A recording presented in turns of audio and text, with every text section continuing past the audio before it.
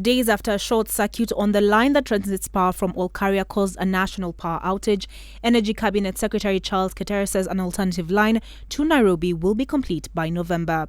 He says work on the line began in 2012 but was delayed for over 3 years in Kajiado due to affected residents demanding the same compensation as those who lost land to the standard gauge railway. He says the problem has now been resolved, with the government explaining to the Maasai community that the terms of compensation for the two projects are different.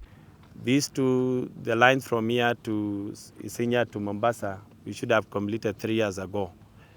But as a result of the Wayleave acquisition, which you are all aware, it took long until about 2 months ago when we resumed the construction of the lines. Virtually there have been no much activity. What happened is SGR are paying 100% because they are acquiring the whole right of way. Whereas we are not acquiring the whole right of way. We are only paying for what you are using, in essence, because there is no rationale which says that you have to acquire the whole, because if we do that, the cost of the project will be very expensive, and yet we are not going to utilize. The other section can still be utilized for farming. There is no problem about that. We've asked the contractor to have more teams so that by November, we should have finished this line from Suswa to Isinya to Embakasi, and then the other one is by December we should have completed to Mombasa, and therefore we will have the stability of power complete. He says the line will drastically bring down the cost of power at the coast, which heavily relies on diesel.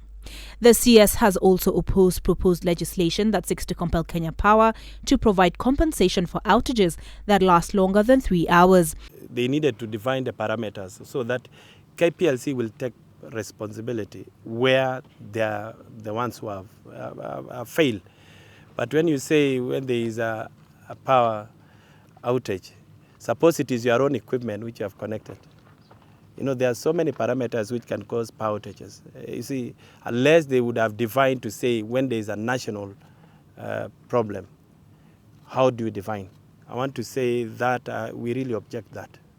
We want it for clarity, because unless the ambiguity is defined, that should be the law. You cannot put something which is ambiguous to the law. The expansion program is going on very well, and we expect flexibility from this, and of course our more robust network that should see us away from these outages. So in terms of the distribution network, I think we have witnessed a major reduction in outages.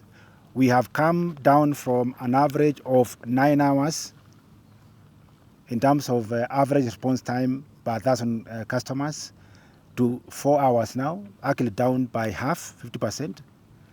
And that is attributable to the amount of work that is going on at the moment to make sure that the distribution network is robust and flexible enough. I'm Olive Barros for Capital TV.